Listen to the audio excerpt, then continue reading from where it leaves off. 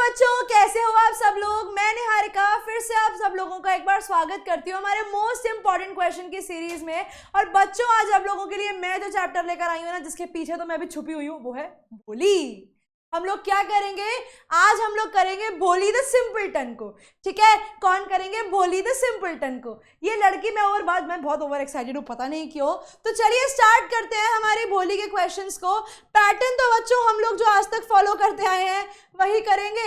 हम लोग करेंगे हमारे एमसीक्यू, शॉर्ट क्वेश्चन आंसर्स और लॉन्ग क्वेश्चन आंसर्स को।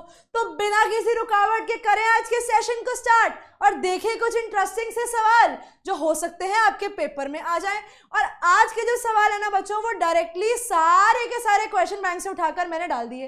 वो क्वेश्चन बैंक से क्यों डाले, कौन सा क्वेश्चन बैंक, ये भी तो जान लो। क्वेश्चन बैंक वो जो प्रीवियस ईयर्स के क्वेश्चन आए हैं, यानी जितने भी क्वेश्चन आज हम इस चैप्टर के कर रहे हैं ना बच्चों, वो PYQ कर रहे हैं, प्रीवियस ईयर क्वेश्चंस करने वाले हैं। तो दिल थाम के रेडी हो जाइए आज की क्लास में जाने के लिए और भोली को करने के लिए। तो सबसे पहले देखते हैं बच्चों कुछ मल्टीपल चॉइस क्वेश्चंस, जिसमें भोली से रिलेटेड उस चैप्टर के क्वेश्चंस को हम लोग देखेंगे। लेकिन मैं कुछ भूल रही हूं ना, मैं हर बार आपको चैप्टर का एक इंट्रोडक्शन देती हूँ, चैप्टर का एक शॉर्ट जिस्ट बताती हूँ, तो वो चीज हम इस बार भी करेंगे। तो बच्चों, ये चैप्टर जो है ना भोली, वो एक छोटी सी लड़की सुलेखा के बारे में है। अब ये प्यारी सी छोटी सी नन्ही सी लड़की सुलेखा जो है ना, ये बचपन में पैदा तो बहुत सुंदर फेयर हुई थी, लेकिन जब ये 10 महीने की थी ना, तो इसको एक परेशानी हो गई थी, जो था I think polio small pox हुआ था इसको। एंड बिकॉज ऑफ नहीं, when she was just 10 months old, very sorry बच्चों, माय मिस्टेक, जब वो 10 महीने की थी तो वो कॉट से गिर गई थी। कॉर्ड से गिरने की वजह से, यानी एक चारपाई से गिर गई थी और उसके सर पे चोट लग गई थी। और सर पे चोट लगने की वजह से उसका दिमाग जो था, it didn't work as a normal person. फिर जब वो 2 साल की थी, उसको स्मॉल पॉक्स हो जाता है। स्मॉल पॉक्स ठीक तो हो गया, लेकिन उसके पूरी बॉडी पे काले काले धब्बे, उसकी आंखों को छोड़ के पूरी बॉडी पे ब्लैक मार्क्स देकर चला गया। उसका पूरा का पूरा फेस खराब हो गया। अब बेचारी बोल वैसे ही नहीं पाती थी, because she was not as apt as the other person. और सेकेंडली प्रॉब्लम उसके साथ क्या हुई, दूसरी परेशानी उस बेचारी के साथ ये थी कि ना तो वो ठीक से बोल पाती है, ना ही वो काम कोई ठीक से कर पाती है। वो ज्यादा लोगों से बात नहीं करती थी, चेहरा उसका अगली था।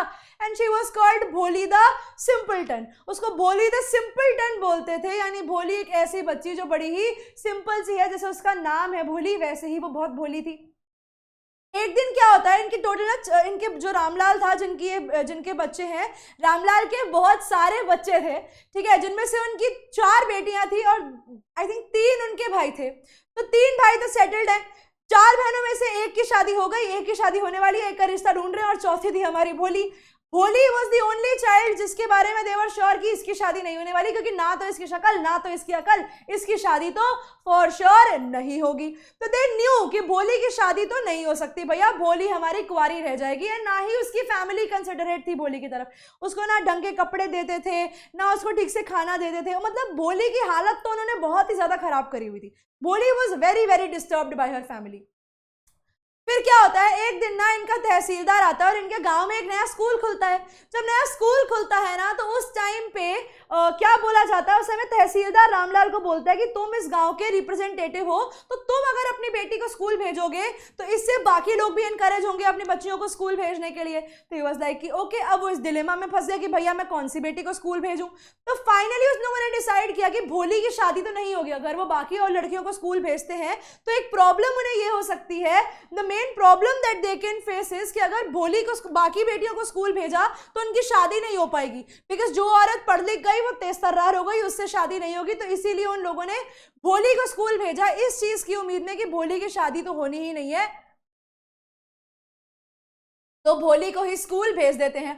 भोली स्कूल जाती है, वहां पर जब उसकी टीचर उससे उसका नाम पूछती है ना, भोली फंबल कर जाती है, वो हेजिटेट कर जाती है, स्टैमर करती है और अपना नाम ठीक से बोल नहीं पाती।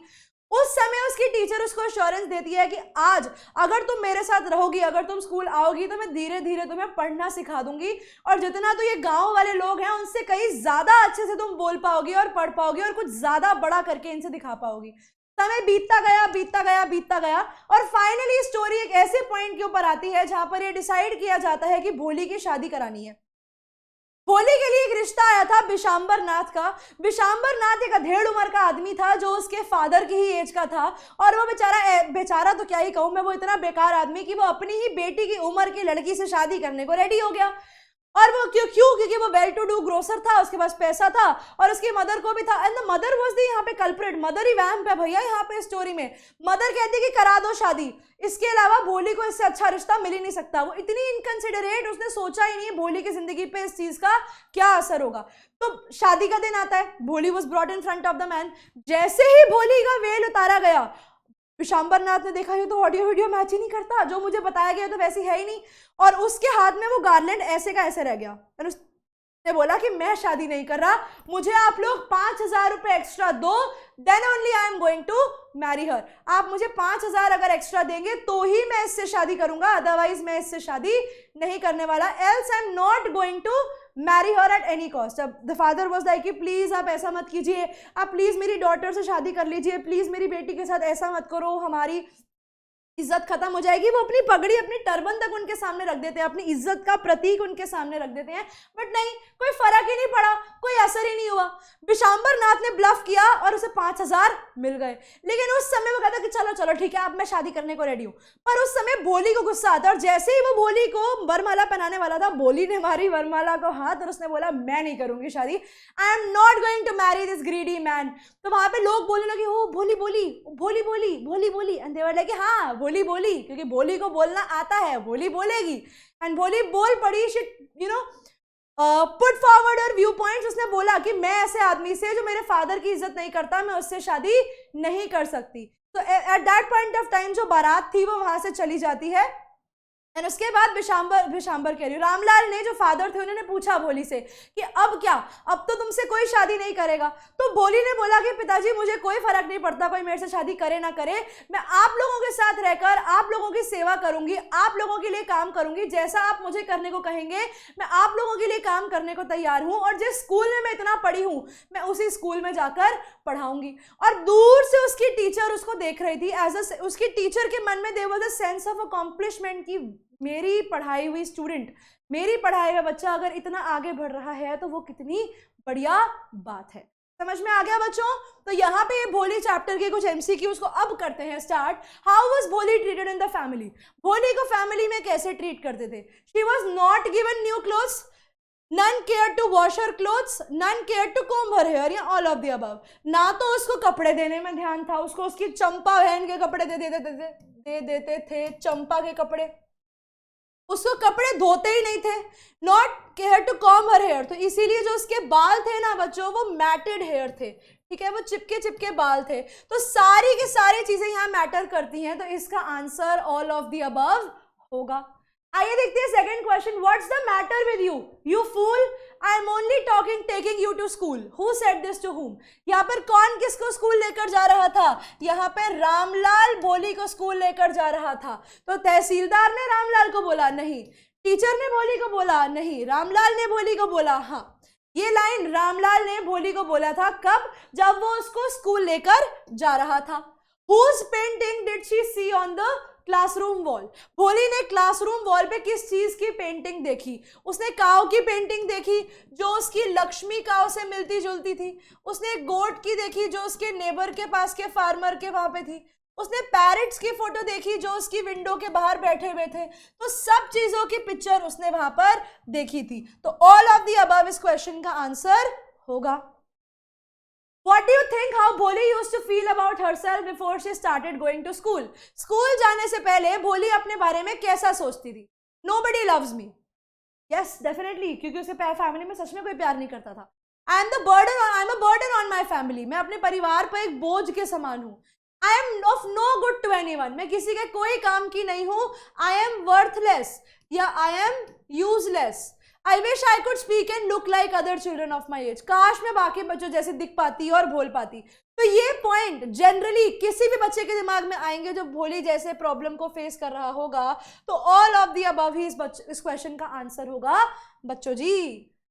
Why did garland remain poised in Bishambar's hand? Bishambar के हाथों में वो गार्लैंड ऐसे का ऐसा क्यों रह गया? क्योंकि जब भोली का वेल हटा, जब उसने भोली की शक्ल को देखा, तब उसे रियलाइज हुआ कि यार ये तो मैंने सोचा कुछ और मिला कुछ और। तभी उसने क्या किया, तभी उसके हाथ में वो गार्लैंड ऐसे का ऐसा पॉइज्ड यानी स्टेबल सा रह गया। On seeing pockmarks on Bholi face, he was shocked to see Bholi. On hearing Bholi stammer, उसने बात करते हुए तो सुना ही दी था, वेल ओवर ब्राइट फेस। जब उसने उसके चेहरे पर वो निशान देखे, स्मॉल पॉक्स के पॉकमार्क्स देखे, उसी वजह से उसके हाथ में वो गार्लैंड रह गया। He was shocked to see Bholi. Yes, वो भोली को देखकर शॉक तो हुआ, लेकिन क्यों हुआ, वाई हुआ? वो वाई का आंसर हमें यहाँ पॉकमार्क्स में मिल रहा है, इसीलिए मैं ऑप्शन ए के साथ जाऊंगी, ऑप्शन नंबर बी के साथ। समझ में आया बच्चों? How did Bholi react when Bishambar was about to place garland around her neck? भोली ने कैसा रिएक्ट किया जब बिशाम्बर नाथ उसको वो गार्लैंड पहनाने वाला था? अब उसे पता था कि बिशाम्बर नाथ जो है वो एक अपॉर्चुनिस्ट है। वो कैसा आदमी है? वो एक अपॉर्चुनिस्ट है, वो मौके का फायदा उठाने वालों में से है। वो एक ब्लफ करने वाला आदमी है, जो ब्लफ करेगा, ऐसे अपनी चाल चलेगा, चल गई तो ठीक, हार गया तो ठीक। तो उसको पता था कि वो एक अपॉर्चुनिस्ट है। She happily accepted the garland. उसने हैप्पीली एक्सेप्ट किया था? नहीं। She flung the garland into sacred fire. उसने उस मंडप की जो आग नहीं, क्या कहते हैं उसे, वो जलती है, जो मतलब जिसमें 7 फेरे लेते हैं, तो सेक्रेड फायर के अंदर उसने उस गार्लैंड को गिरा दिया था। She stood up and through her well. और वो खड़ी हुई और उसने अपने सर से अपनी वेल भी हटा दी। तो जब असल में उसने गार्लैंड की बात करा है, यहां पर आपको वो बी और सी देखकर कंफ्यूज करेगा, तो बच्चों बी और सी देखकर कंफ्यूज मत होना। ये उसने करा था, लेकिन वो स्पेसिफिकली किसके बारे में पूछ रहे हैं? जब उसको वो वरमाला पहनाने वाला था। वरमाला जब वो उसे पहनाने वाला था, तो उसने गुस्से में उसके हाथ से वरमाला लेके यूं करके फेंकी, और वो गार्लैंड जो था वो सेक्रेड फायर में जाकर गिर गया।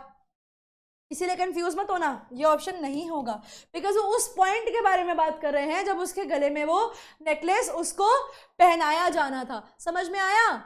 समझ में आया यहाँ तक? तो चलिए आगे देखते हैं अगले क्वेश्चन को। अगला क्वेश्चन कहता है, choose the correct option for 1 and 2। Everyone was shocked on hearing Bholi at the time of her wedding। या Bholi spoke without any stammering। तो ये क्या है? ये दोनों चीजें इसमें हमें बताना है, 1 is true, 2 is false। नहीं, ये स्टेटमेंट भी ट्रू है, ये स्टेटमेंट भी ट्रू है, यानी ये ट्रू फॉल्स वाला पॉइंट ही खत्म। हमें कॉज एंड इफेक्ट देखना है। 1 is the result of 2। Bholi stammer नहीं कर रही थी, as a result everybody was shocked on hearing Bholi, यानी ऑप्शन नंबर सी हमारे क्वेश्चन का करेक्ट आंसर है। अब हमारे पास है कुछ एक्सट्रैक्ट बेस्ड एमसीक्यू, और एक्सट्रैक्ट बेस्ड एमसीक्यू जो है वो सीबीएसई क्वेश्चन बैंक 2021 में से लिया गया है। What's the matter with you, you fool? shouted Ramlal. उसने बोला कि तुम्हारे साथ क्या चक्कर है? I am only taking you to school। अभी भोली डरी हुई थी, बिकॉज शी बिलीव्ड कि जैसे उनकी काऊ लक्ष्मी को घर से ले गए थे, वैसे भोली को भी कहीं जाके बेच ना आए। तो उसने अपनी वाइफ को बोला कि यार कम से कम इसे कोई ढंग के कपड़े ही पहना दो, अदरवाइज टीचर्स और बाकी लोग पता नहीं हमारे बारे में क्या सोचेंगे जब वो लोग इसको देखेंगे। तो उन्हें अपनी बेटी के लिए कंसिडरेशन नहीं थी, उन्हें सिर्फ इस चीज से फर्क पड़ता था कि हमारी इज्जत का क्या, लोग हमारे बारे में क्या सोचेंगे। New clothes had never been made for Bholi. Bholi के लिए कभी भी नए कपड़े घर में नहीं बनाए गए थे। उसकी बहनों की पुरानी ड्रेसेस उसको दे दी गई थी। किसी को भी कोई फर्क नहीं पड़ता था टू मेंड यानी टू क्लीन। किसी को कोई फर्क नहीं पड़ता था कि भोली के कपड़ों को देख लिया जाए, क्लीन कर दिया जाए, धो दिया जाए। बट आज भोली पहली बार लकी थी कि उसको एक क्लीन ड्रेस मिली। बस फर्क ये था कि अभी भी वो चंपा के ही कपड़े थे। She was even bathed and oil was rubbed into her dry matted hair। अब उसके ऐसे गुड़ुंजे हुए बालों के अंदर भी तेल लगाया गया, उसको नहलाया गया, और तब उसको विश्वास हुआ कि हाँ यार शायद मैं किसी अच्छी जगह जा रही हूँ। और फाइनली बाकी बच्चों जैसे भोली को भी उसके रामलाल नाम के फादर स्कूल छोड़ने निकल लिए। अब भोली ने उसको फूल क्यों बोला था? भोली had become hysterical and was screaming। She shouted in fear and pulled her hand away। Bholi was behaving foolishly and was running away, या Bholi had been behaving very strangely with her father। वो बहुत ज्यादा hysterical हो गई थी, यानी extremely scared, बहुत ज्यादा डर जाना। तो वो बहुत ज्यादा डर गई थी और वो चिल्ला रही थी, या भोली चिल्ला रही थी और वो अपना हाथ छुड़ा रही थी। भोली was behaving foolishly and was running away. ये रनिंग अवे से बेटर हैंड होगा ना, तो इसको कंसिडर करके चलते हैं। और वो स्ट्रेंजली बिहेव नहीं कर रही थी, वो जायज था। ये तब की बात है जब वो उसको पकड़ के लेकर जा रहे थे, विच मीन्स भोली बहुत ज्यादा हिस्टेरिकल हो गई थी, बहुत ज्यादा डर गई थी, बिकॉज उसको अपने आप को वो लक्ष्मी से कंपेयर कर रही थी जो उनकी काऊ थी, right. Pick the option that best describes कि भोली how भोली felt at the end of her first day in school. जब उसका पहला दिन खत्म होता है तो उसके मन के क्या भाव थे? Lost and scared? नहीं, वो अब डरी हुई नहीं थी. क्यों? बिकॉज उसको एक न्यू होप मिली थी, जो उसके कानों में एक नई बेल्स, जैसे अच्छा कुछ ऑस्पिशियस सा सीन होता है, जैसे बेल्स की आवाज आती है ना, वैसे ही वो बेल्स के फॉर्म में उसके कानों में आवाजें आ रही थी. शी वॉज काम and peaceful. She was elated. Elated का मतलब होता है happy and peaceful. She was hopeful and elated. वो होपफुल भी थी और खुश भी थी.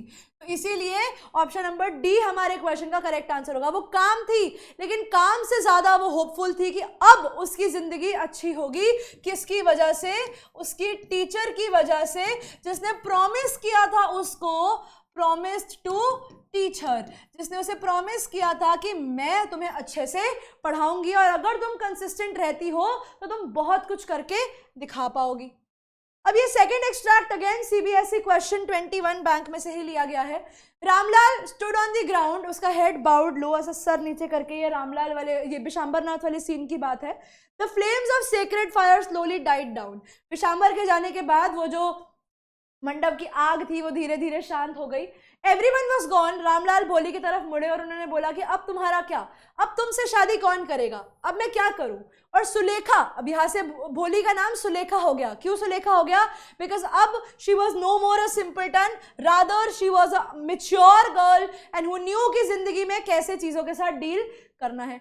उसने बोला डोंट वरी पिताजी, आपकी ओल्ड एज में मैं आपकी और आपके मदर का सहारा बनूंगी, प्लस मैं स्कूल में पढ़ाऊंगी जहां पर मैंने इतना कुछ सीखा है. And she said isn't it right ma'am.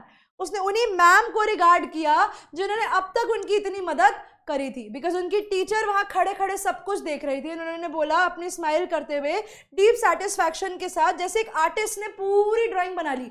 And जब पूरी ड्राइंग कंप्लीट होने के बाद जब उन्हें तारीफ मिलती है ना उस चीज की, it feels great. Same happens with us when we deliver a lecture to you and when we get that immense response from you. तो जैसी हैप्पीनेस हमें एज अ टीचर मिलती है वैसे ही टीचर उन्हीं को मिल रही थी, टीचर को भी मिल रही थी. The way she was getting happy कि उनका सिखाया हुआ बच्चा इतना ज्यादा मेच्योर और इतना ज्यादा अंडरस्टैंडिंग इन लाइफ है कि उसे पता है कि what is right for her in life and what was not. समझ में आ गया? अब इस पे देखो सवाल, Why did the teacher stand in one corner watching the drama? Teacher बीच में क्यों नहीं आई? She was elated to see what was happened. वो खुश थी उस सबको देखकर. She wanted to see what Bholi would be doing. वो देखना चाहती थी कि इतने साल की पढ़ाई या इतने साल की बातों से, इतने साल की इंफॉर्मेशन जो भोली को दी गई है वो कैसे बिहेव करती है. वो फैमिली मैटर में इंटरफेयर नहीं करना चाहती थी. उन्हें पता था, शी हैड फेथ इन भोली that for standing up for herself. उन्हें विश्वास था भोली के अंदर कि भोली अब क्या है. She was mature and she was no more a simpleton. She was no more a simpleton. वो अब एक सिंपल लड़की नहीं रही है, अब वो समझदार हो गई है और उसे पता है कि जिंदगी में डिसीजन मेकिंग कैसे करनी है. अब यहाँ पर आप लोगों को कुछ कॉलम ए कॉलम बी में कुछ लाइंस दी गई हैं, अब हमें सही तरीके से मैच करना है.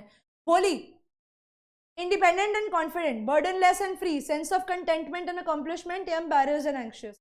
तो टीचर को कैसा फील हो रहा था? टीचर को फील हो रहा था सेंस ऑफ कंटेंटमेंट. कंटेंटमेंट माने happiness, satisfaction, not happiness, satisfaction. Teacher के मन में थी सेटिस्फैक्शन कि उसने एक ऐसे बच्चे को पढ़ाया लिखाया, इतना समझदार किया कि वो आज अपने लाइफ के डिसीजन खुद ले पा रही है. तो सी का 3 है हमारे पास, कहीं सी का 3 हमारे पास यहाँ पे है, सी का 3 हमारे पास यहाँ पे है. बी का 4 Ramlal, embarrassed and anxious. Yes, वो एम्बैरेस्ड एंड एंग्शियस थे. कौन से केस में थे? ये बिशांबर के केस में थे.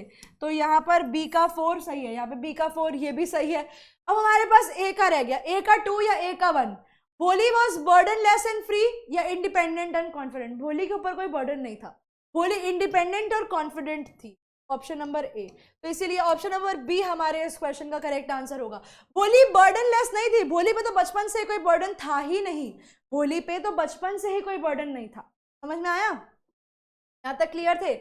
अब आइए बच्चों, हम लोग करते हैं हमारे शॉर्ट क्वेश्चंस को. Why I am going a bit fast today is the main reason is, भैया पेपर बहुत जल्दी है, बहुत लंबी लंबी वीडियोस बनाएंगे ना तुम लोग भी बोर हो जाओगे. तो इसीलिए I am trying to cover everything in the fastest way possible. सब चीजें बता भी दूं, थोड़ा सा स्पीड तेज है मेरी बोलने की कि आप लोगों को समझ में आ जाए.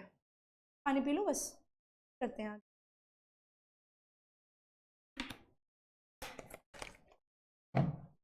शुक्रिया। Short question answer type questions. पहला क्वेश्चन अगेन सीबीएसई 2021 के बैंक में से लिया गया है। रामलाल was worried about भोली because भोली सुंदर नहीं थी, because she didn't have good looks. Counter the belief it is important for a girl to be good looking and give reasons for the same.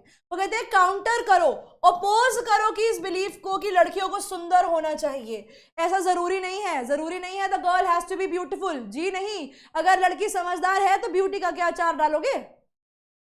The belief is important for girl to be good looking is wrong.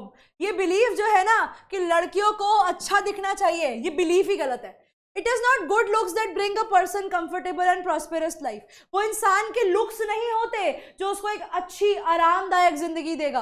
वो बंदे का अच्छा behaviour, उसकी intelligence, उसकी purity at heart, उसकी करेज, ये सब चीजें जो उसकी वैल्यूज होती हैं, जो इंसान का वैल्यू सिस्टम होता है ना बच्चों, वो उसको लाइफ में प्रॉस्पेरिटी सक्सेस लेकर जाके देता है। इंसान की शक्ल कैसी है डजंट मैटर। ऐसे मैंने एक मीम देखा था, ऐसे किसी बंदे ने ना, कोई चल रहा था, मीम नहीं था, कोई स्टोरी थी कि कोई चल रहा था एंड समबडी चल, अरे जाना यहाँ से, यहाँ पे का खड़ा है, एंड देन वो बंदे ने अपनी लैम्बोर्गिनी का दरवाजा खोला और जाके बैठ गया। तो it doesn't matter the way you look, it is the main thing that matters is कि आपका वैल्यू सिस्टम क्या है, ठीक है, जो इंश्योर करता है कि इंसान एक सुखद जिंदगी जिए।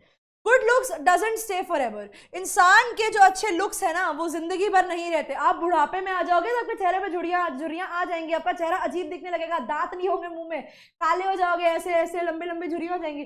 तब कौन देख रहा है तुम्हारी फिजिकल ब्यूटी?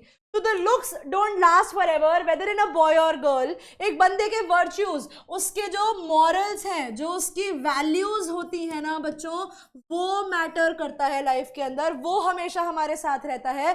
दस दे आर मोर इंपॉर्टेंट। यानी एक चीज इसमें आप ये लिख सकते हो, physical appearances are deceptive. Physical appearances जो होती हैं वो डिसेप्टिव होती हैं, यानी वो धोखेबाज होती हैं।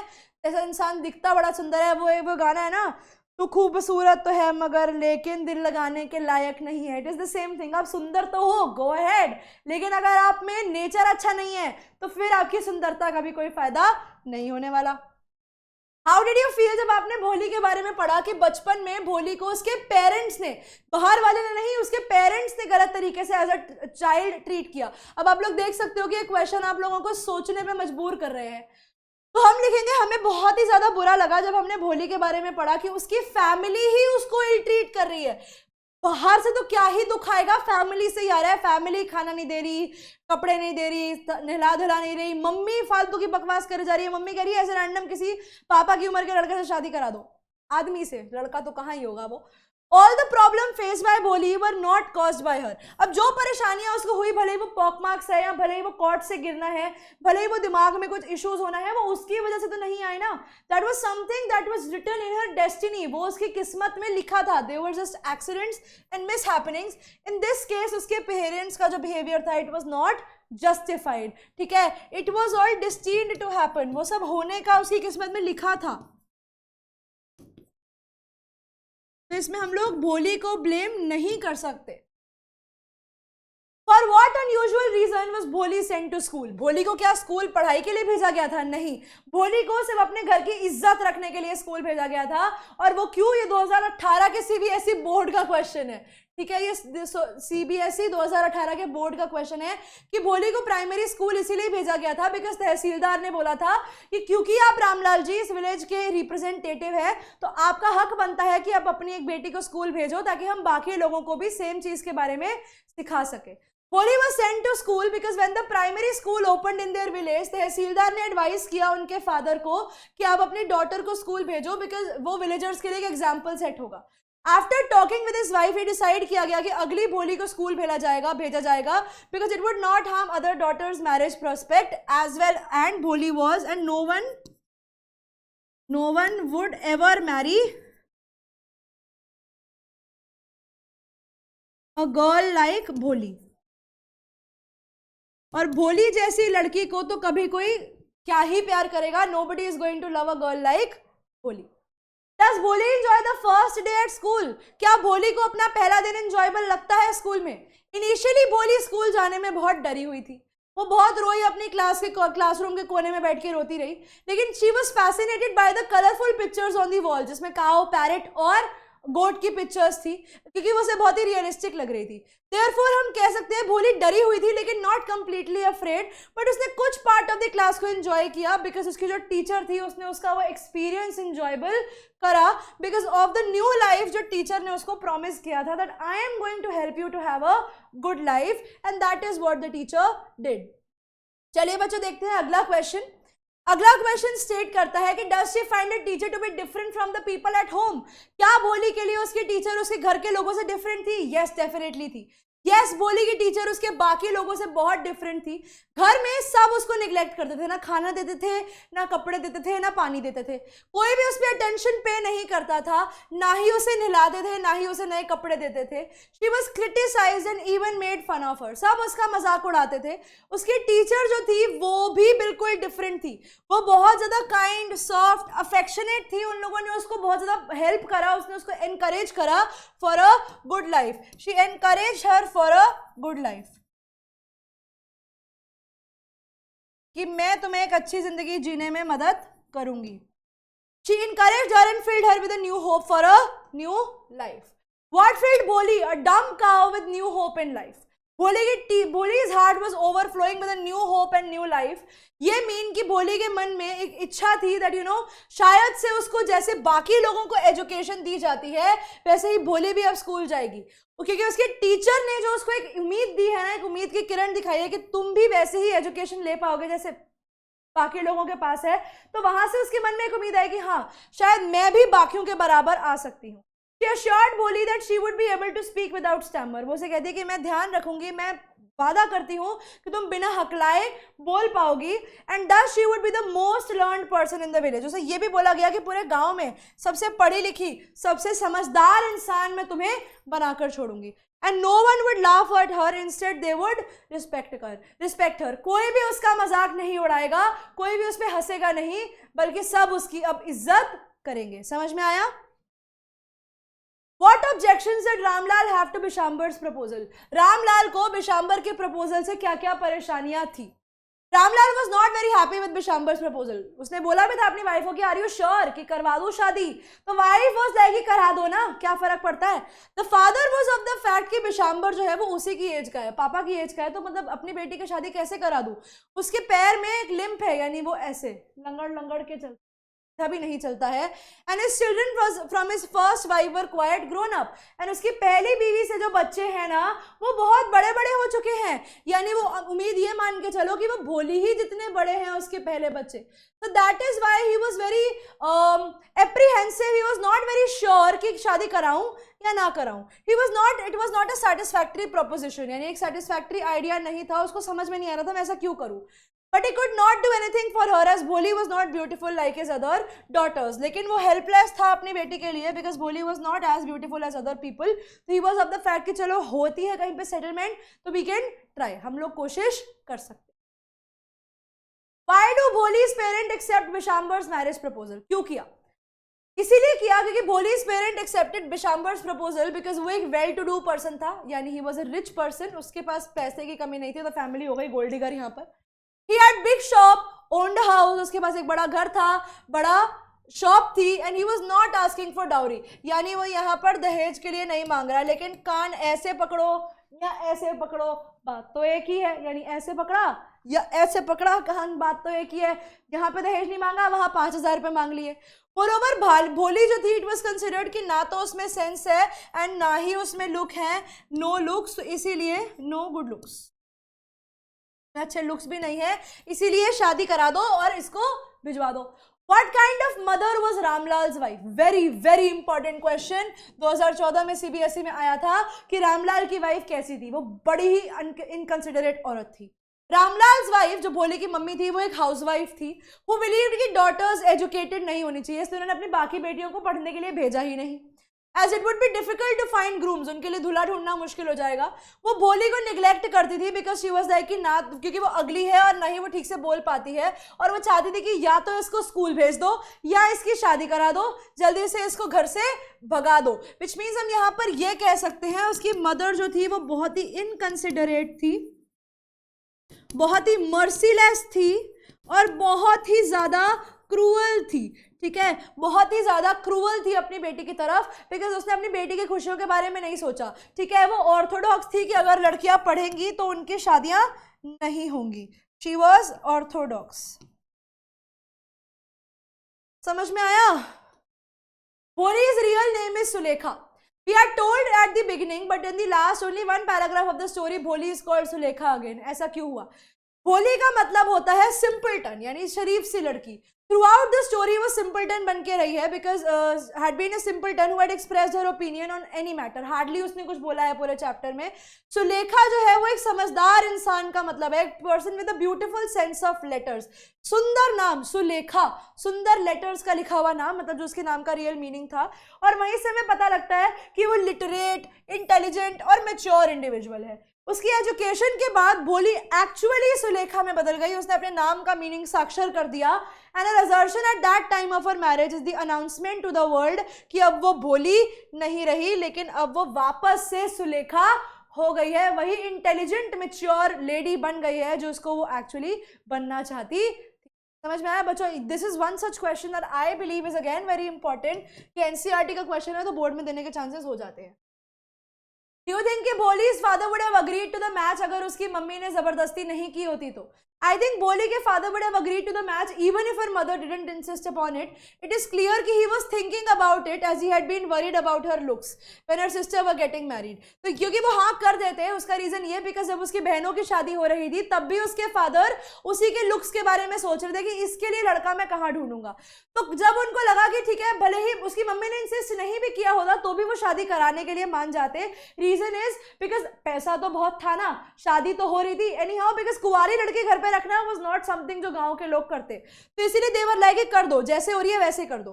ही had already thought that because of her looks and less intelligence the chances of Bholi's marriage were very less, but not impossible. लेकिन इम्पॉसिबल नहीं है, अगर अब उनके पास रिश्ता आया है तो वाई नॉट। मम्मी इंसिस्ट नहीं भी करती, सोचते, टाइम लेते, लेकिन इवेंचुअली करा देते। समझ में आ गया? अब आते हैं बच्चों इसके लॉन्ग क्वेश्चंस के ऊपर। जैसे शॉर्ट क्वेश्चंस पीवाईक्यू थे, वैसे लॉन्ग क्वेश्चन भी पीवाईक्यू ही है। सीबीएसई 2020 बोर्ड का क्वेश्चन और ये सीबीएसई 2012 का क्वेश्चन, सेम आंसर आएगा। बोली ने एक डिग्निफाइड सर्विस चुनी rather than surrendering herself to greedy man. उसने बोला कि मैं पढ़ा लूंगी, मैं अपने घर वालों के साथ रह लूंगी, लेकिन इस आदमी की बात को मैं नहीं मानने वाली हूँ। एजुकेशन जो है वो हमें एक स्टिमुलस देता है, यानी वो हमें एक चांस देता है अपनी प्रॉब्लम को ओवरकम करने का, अपने बैरियर्स को, अपनी बेड़ियों को तोड़ने का। जो इंसान पढ़ा लिखा है वो कुछ भी कर सकता है, वो हमने हरि सिंह के केस में भी देखा था। Explain the role of education in shaping the child in respect to भोली, या एजुकेशन ने कैसे भोली के पर्सनालिटी को चेंज कर दिया। एजुकेशन जो होती है ना, it brought a huge change in Bholi's personality. भोली एक बैकवर्ड चाइल्ड थी, backward in terms of thinking, उसकी कॉग्निटिव स्किल्स बहुत वीक थी। एज अ किड वो एक मीक गर्ल थी, यानी वो एक बड़ी ही शाय सी बच्ची थी जिसके पूरे फेस पे पॉक मार्क्स थे। And she used to stammer, यानी वो हकलाती थी। वो क्या करती थी बच्चों? वो हकलाती थी। She could not speak until she was 5 years old. 5 साल की एज तक वो बोल नहीं पाती थी। इसी रीजन की वजह से वो एक निग्लेक्टेड चाइल्ड थी अपनी फैमिली में। किसी को फर्क नहीं पड़ता था वो क्या कर रही है। अब क्योंकि उसको इतना नेग्लिजेंस फेस करना पड़ रहा था, तो उसके दिल से उसका सारा कॉन्फिडेंस खत्म हो गया। इवन उसके फादर ने बाकी डॉटर्स को स्कूल ना भेजकर जब उसको स्कूल भेजा, तो वहां से वो भोली की लाइफ के अंदर नई चीजों को एक्सप्लोर करने का फर्स्ट ऑप्शन था। इन द स्कूल भोली ब्लूम्ड, मतलब ये मान लो भोली को सही चांस मिल गया और वो एक फूल की तरह खिल गई। The teacher treated her with love and care, जो उसके घर से बिल्कुल ऑपोजिट था। She encouraged the girl and guided her into becoming a strong minded girl. उन्होंने उसको एनकरेज किया और उसको सिखाया कि तू अपना दिमाग कैसे स्ट्रॉन्ग कर सकती है। How can you work on yourself and become the best out of you. Bholi learn to read and write and speak without stammering. कुछ सालों की कंसिस्टेंट मेहनत के बाद, कंसिस्टेंसी बहुत काम आई यहाँ पर भोली के लिए। कंसिस्टेंसी बहुत काम आई भोली के लिए यहाँ पर, बिकॉज जितना वो कंसिस्टेंट थी, लगातार करती गई और फिर कुछ सालों के बाद वो पढ़ लिख पाई और स्टैमरिंग छोड़ दिया. As a result, she became confident and independent while being aware of her rights. और उसको समझ आ गया कि क्या उसके हक की बात है और क्या नहीं. उसे समझ में आया कि उसे गलत के खिलाफ कैसे आवाज उठानी है. It was because of her education कि वो बोल पाई अगेंस्ट द ग्रूम, उस विशांबर नाथ के अगेंस्ट बोल पाई और एक ग्रीडी मैन को रोकने के सामने सक्षम हो गई, सक्सेसफुल हो गई. She was successful in stopping that man from getting married, because उसे दिख रहा था कि एक्सप्लॉयटेशन तो हो रही है. विशांबर जो था वो बहुत ही एक्सप्लॉयटेटिव भी था. मौका दिखाने के फायदा उठा लो. The now independent बोली told her parent कि वो अब एक स्कूल में पढ़ाएगी और अपने पेरेंट्स का ध्यान रखेगी ओल्ड एज में. इस तरीके से बचपन की भोली और आज की भोली में बहुत फर्क है. और श्रेय किसको जाता है? टीचर को. टीचर ने क्या दी? टीचर ने एजुकेशन दी. बचपन में गाना सुना ना, अब लिखो पढ़ोगे तो आगे बढ़ोगे, सितारों से ऊंचा तुम्हारा होगा नाम. मेरी दादी सुनाती है मुझे, अभी तो नहीं, जब मैं छोटी थी तो मेरे को ये गाना सुनाते थे, बेटे लिखो पढ़ोगे, पढ़ाई करोगे तो आगे बढ़ोगे. समझ में आ गया? एक और क्वेश्चन है सीबीएसई 2020 के क्वेश्चन बैंक का. आफ्टर रीडिंग बोली स्टोरी, तुमने डिसाइड किया कि एक ब्लॉग लिखोगे on the importance of education और कैसे एजुकेशन बच्चों को एम्पावर करता है, और अपने व्यूज बताओ. अब ये थोड़ा सा उन्होंने क्या किया, तुम उन लोगों को ना उन्होंने क्रिएटिव राइटिंग का क्वेश्चन दे दिया. नॉर्मल आंसर की जगह एक ब्लॉग लिखो, importance of educating the girl child. तो इसके अंदर आप लोग क्या करोगे? आप लोग इसमें अपने पर्सनल व्यूज डालोगे, पर्सनल व्यूज के साथ साथ प्लस स्टोरी डालोगे. ठीक है, दोनों चीजों को डालोगे ऐसे क्रिएटिव राइटिंग वाले आंसर्स. राइट टू एजुकेशन एक फंडामेंटल राइट है और उसे हमारे कॉन्स्टिट्यूशन ने गारंटी किया है. यानी पहली लाइन हमने कुछ फैक्ट उठा लिया, यानी पहली लाइन के अंदर हमने कोई फैक्ट बता दिया. And yet in many parts of the country आज भी बच्चों को स्कूल नहीं भेजा जाता है bye their parents. For the longest time education एक प्रिविलेज है, यानी एक ऐसी चीज है जो हर बंदे को एक्सेसिबल नहीं है, नॉट इजीली अवेलेबल.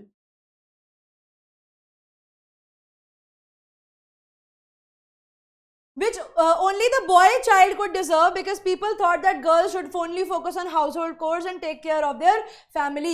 कि औरतों को तो घर रहना चाहिए और घर वालों को ही संभालना चाहिए, बिकॉज वही उनका काम है. And because of this lack of education औरतों को स्टार्टिंग से ही इल ट्रीट किया गया है, उनके साथ गलत व्यवहार किया गया है और ना ही उन्हें कभी मौका दिया गया है पढ़ाई लिखाई करने का.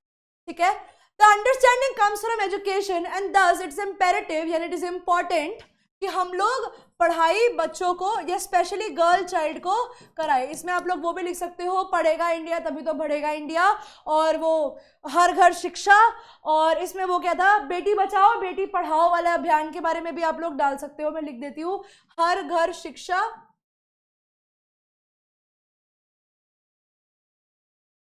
बेटी बचाओ बेटी पढ़ाओ अभियान. And it will help them to understand कि उनके लिए क्या सही है, और उन्हें वो, अब आधे लोगों को तो यही नहीं पता ना क्या सही है क्या गलत है, जो बोल रहे हैं वो वैसा करे जा रहे हैं. तो उसी चीज को प्रिवेंट करने के लिए एजुकेशन देना जरूरी है. बहुत लोगों को पता ही नहीं है कितनी चीजें सोसाइटी में गलत हो रही है. वो क्यों? Because there is a lack of information. उनको इन्फॉर्मेशन ही नहीं होती क्या करना है क्या नहीं करना है. इसीलिए इन्फॉर्मेशन होना लाइफ में बहुत जरूरी है, और एजुकेशन लड़कियों को वही इन्फॉर्मेशन का राइट देगा. और ये जो मिस ट्रीटमेंट है लड़कियों की तरफ, जो डोमेस्टिक वायलेंस है, इवन उसको भी रोकेगा. बिकॉज बहुत सारे लेडीज जो होती है ना, वो एक्सेप्ट कर लेती है कि यही मेरी जिंदगी है. नहीं, ये तुम्हारी जिंदगी, life is bigger than this, life is better than this. Go ahead, fly, enjoy your life. This is not where you have to stop. Only then can one be truly safe and happy. Education can help them become independent, जैसे भोली यहाँ पर independent हुई है. This helping them become more confident and self confident rather than depending on the family, जो सिर्फ उन्हें और ज्यादा इल ट्रीटमेंट, तुम ये नहीं कर सकते, तुम वो नहीं कर सकते, तुम ऐसा नहीं कर सकते, यहाँ नहीं जा सकते, वहां नहीं जा सकते, उन सबके सर्कल से बाहर आओ. Get yourself educated, get yourself a good job, go ahead, enjoy your life, because that is what you have to do. तो यहाँ पर ये आंसर के अंदर हम लोगों ने भोली को ऐड नहीं किया है, लेकिन अगर आप लोग इसमें भोली के पॉइंट्स डालते हो, उसकी एजुकेशन की इंपॉर्टेंस डालते हो, ये बताते हो कि एजुकेशन के बाद वो कैसे मैच्योर हो जाती है, then definitely your answer is going to be a better one. ठीक है, एक चीज जो मैं हर बार कर जाती हूँ वो मैं यहाँ पर भी कर ही देती हूँ. भोली के कैरेक्टर स्केच के पॉइंट्स लिख सकते हो आप लोग. वो सिंपल टन थी,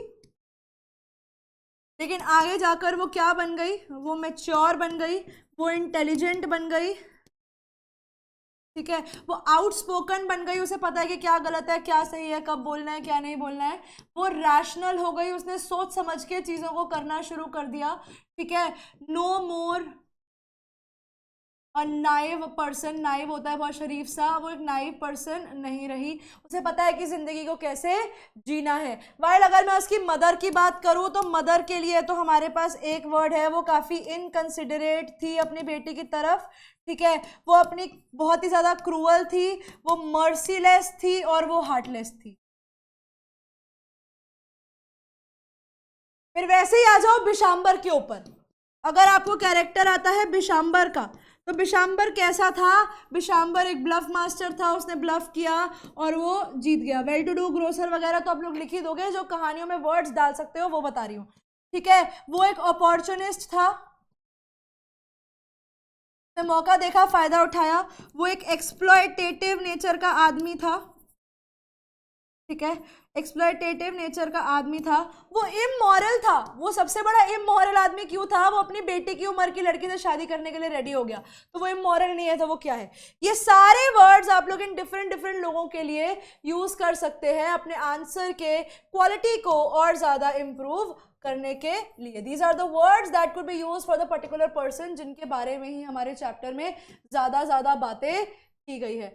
मदर के लिए मर्सीलेस, इनडिस्क्रिमिनेट, क्रूअल, वैसे ही यहाँ पर इमोरल, क्योंकि वो अपनी बेटे की उम्र की लड़की से शादी करने के लिए रेडी हो गया, तो पता नहीं उसका ज़मीर कैसे ही मान गया इस चीज़ के लिए। समझ में आ गया बच्चों। इसी के साथ हमारा भोली भी होता है खत्म।